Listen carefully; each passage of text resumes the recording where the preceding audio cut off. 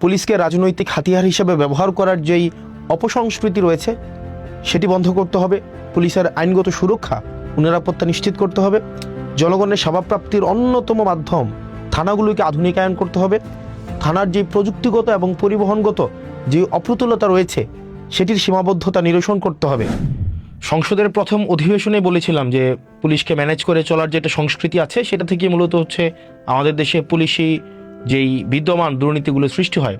পরে যখন আরও বাস্তব চিত্র দেখলাম তখন আরও জানলাম যে এই ম্যানেজ করার প্রয়োজনটা মূলত হচ্ছে একটা প্রাতিষ্ঠানিক সমস্যার ফল।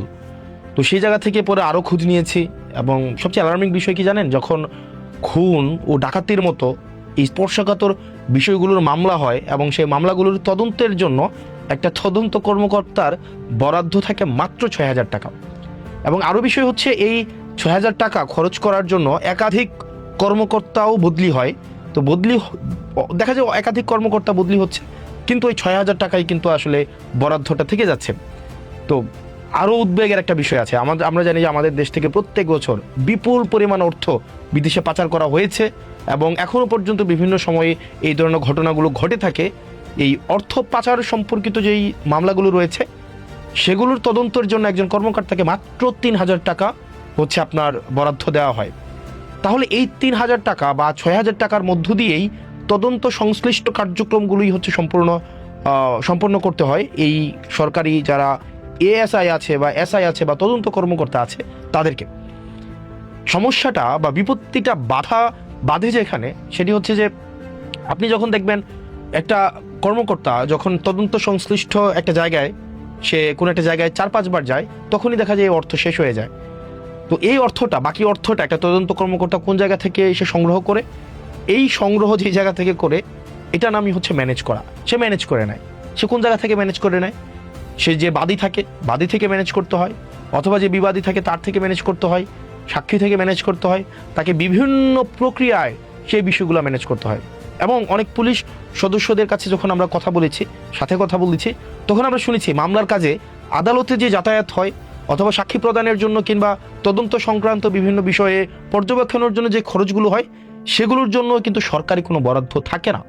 ফলে এসব প্রত্যেকটা ব্যয় এই তদন্ত কর্মকর্তাদের প্রত্যেকের নিজস্ব বেতন থেকে বহন করতে হয়। প্রশ্ন হলো, গুরুত্বপূর্ণ একটা প্রশ্ন, যে একজন সরকারি কর্মচারী কেন তার বেতন থেকে সরকারি কাজের জন্য সে রাষ্ট্রের দায়িত্ব পালন করার জন্য সে অর্থের দায় বহন করবেন? আর বিশেষত কনস্টেবল, এএসআই বা এসআই তাদের বেতনই বা কত? একটা এএসআই বা এসআই কয় টাকা বেতন পায়? এই সীমিত বেতনের মধ্যে এই কার্যক্রম কতটা সম্ভব? সুতরাং আমি যদি এই বিদ্যমান সমস্যাটা রেখে আমি যদি একটা তদন্ত কর্মকর্তার কাছ থেকে স্বচ্ছতা প্রত্যাশা করি তাহলে সেটা এক ধরনের হিপোক্রেসি। অর্থাৎ আমার এই বিদ্যমান ব্যবস্থাটাই একটা তদন্ত কর্মকর্তা, পুলিশের এএসআই, এসআই, কনস্টেবলকে দুর্নীতির দিকে, যেটাকে আমরা একটা একাডেমিক শব্দে বলি ম্যানেজ করার দিকে ঠেলে দেয়। আরেকটা বিষয় হচ্ছে যে, এবং এটার মধ্য দিয়ে আমরা দেখতে পাই যে একটা দুর্নীতির স্থায়ী একটা প্রাতিষ্ঠানিক দায়মুক্তির ব্যবস্থা গড়ে ওঠে। এবং আমরা অনেক পুলিশের সাথে যখন কথা বলেছি সেই পুলিশের আমরা অনেক পুলিশকে দেখেছি তাদের জায়গায় এক ধরনের আকুতি রয়েছে, এই ম্যানেজ করার কালচার থেকে তাদের বের হওয়ার এক ধরনের আগ্রহ রয়েছে। আরেকটা বিষয় দেখবেন আপনারা, একটা পুলিশের কিন্তু নির্দিষ্ট কর্মঘণ্টা নেই। আমরা সংসদে বলেছিলাম যে 15-16 ঘন্টা বা তারও বেশি সময় যে ওভারটাইম করানো হয় সেটার জন্য যেন তাদেরকে ওভারটাইম দেওয়া হয়। কারণ তাদের যে চাকরির প্রকৃতি একটা জরুরি সেবামূলক কার্যক্রম এবং তাদের জায়গা থেকে দেখা যায় আমাদের লোকবলের ঘাটতি রয়েছে, সেই জায়গা থেকে তাদের ওভারটাইম এবং জরুরি ভিত্তি বিবেচনা করে তাদের অনেক সময় তাদের প্রত্যাশিত বা তাদের বরাদ্দ কাজের থেকে বেশি সময় ডিউটি করতে হয়। সেই বিবেচনায় আমরা ওভারটাইম দেওয়াটা সেটা ন্যায্য। স্বরাষ্ট্রমন্ত্রী কথা দিয়েছেন, আমরা প্রত্যাশা করি সেই আশ্বাসটিকে উনি বাস্তবায়ন করবেন। পাশাপাশি আরও নিশ্চিত করতে হবে তাদেরকে যেন এই ম্যানেজ করে যে কালচার রয়েছে সেই কালচার থেকে তাদেরকে বের হয়ে আসতে এই সরকার তার ব্যবস্থাপনা নেয়। একই সাথে সরকারি অন্যান্য চাকরিজীবীদের মতো পুলিশের সদস্যদের কর্মপরিবেশ এবং সপ্তাহে যে ছুটি রয়েছে এই ছুটির ক্ষেত্রটি বিবেচনা করা যায় কিনা, কারণ তাদের মনস্তাত্ত্বিক সমৃদ্ধি, তাদের মানসিক প্রশান্তি বা মানসিক কার্যপ্রণালী হচ্ছে পর্যবেক্ষণ করার জন্য ছুটির বিষয়টি বিবেচনা করা যায় কিনা রোস্টিং পদ্ধতির মধ্য দিয়ে, সেটিও সরকারকে বিবেচনা করতে হবে। একই সাথে আপনারা দেখবেন একটা পুলিশ কর্মকর্তা কর্মচারীকে যেভাবে যে প্রক্রিয়ায় লেগুনাতে করে এনে খাওয়া দেওয়া হয় রাস্তার মধ্যে, আপনারা দেখবেন সেটি অমানবিক। এভাবে আসলে আমরা চাই পুলিশের জীবনমান, তাদের যেই থাকার জায়গাটি রয়েছে, একই সাথে সাথে তাদের খাদ্যাভ্যাস, তাদের খাদ্য সরবরাহ করার যে প্রক্রিয়াটি, সেটি যেন মানসম্মত, স্বাস্থ্যকর এবং সম্মানজনক হয়, সেই বিষয়টি যেন নিশ্চিত করা হয়। এবং যে বিষয়টি গুরুত্বপূর্ণ, যে জনগণের একটা বড় অংশ এখনো পর্যন্ত বিপদে পড়লে পুলিশের কাছে যেতে দ্বিধাবোধ করে, এই অবিশ্বাসটা দূর করা জরুরি। এমন একটি পরিবেশ আমাদেরকে গড়ে তুলতে হবে যেখানে মানুষ প্রথমেই যেন পুলিশের শরণাপন্ন হয় এবং পুলিশ যেন তার আস্থার জায়গায় মানুষ পুলিশকে নিয়ে আসে। এর জন্য প্রয়োজন আমাদের গুরুত্বপূর্ণ পরিবর্তন দরকার। যেমন পুলিশকে আমাদের না বলা শেখাতে হবে এবং রাষ্ট্রীয় ট্রেনিংয়ের মধ্য দিয়ে সেটি নিশ্চিত করতে হবে। আইন বহির্ভূত বা অন্যায়ভাবে কোনো নির্দেশ এলে তা প্রত্যাখ্যান করার মানসিকতা এবং সাহস পুলিশের থাকতে হবে। আপনারা জানবেন যে অনেক ক্ষেত্রেই দেখা যায় প্রভাবশালী ব্যক্তি বা মহল পুলিশের উপরে চাপ সৃষ্টি করে অনেক সময় বেআইনি এবং নীতিবিরুদ্ধ কাজ করতে পুলিশকে বাধ্য করে। সেই জায়গা থেকে আমরা চাই পুলিশ বের হয়ে আসুক, পুলিশ না বলা শিখুক।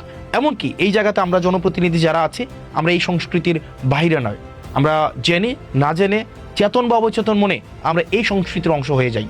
সেজন্য পুলিশকে আমরা চাই অন্যায্য, আমরা চাই না কোনো যেই জিনিসটা লফুল না, এই ধরনের কোনো অর্ডার যেন তারা বাস্তবায়ন না করে। সেই জায়গায় পুলিশের না বলার এই সাহস এবং পেশাগত সততা পুলিশের থাকা উচিত।